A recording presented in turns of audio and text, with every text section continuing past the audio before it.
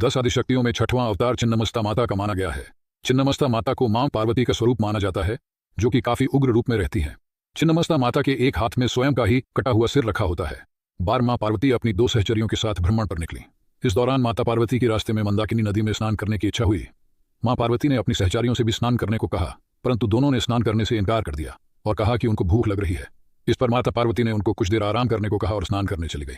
मां काफी देर तक स्नान करती रहीं। इसी बीच दोनों सहचरी कहती रही कि उनको भूख लग रही है, लेकिन माता ने दोनों की बात को अनसुना कर दिया। इस पर दोनों सहचरियों ने माता से कहा कि मां तो अपने शिशु का पेट भरने के लिए अपना रक्त तक पिला देती है, परंतु आप हमारी भूख के लिए कुछ भी नहीं कर रही हैं। ये बात सुनकर मां पार्वती को क्रोध आ जाता है और नदी से बाहर आकर खड्ग का आह्वान करके अपने सिर को काट देती है, जिससे उनके धड़ से रक्त की 3 धाराएं निकलती हैं। 2 धाराएं दोनों सहचरियों के मुंह में गिरती हैं।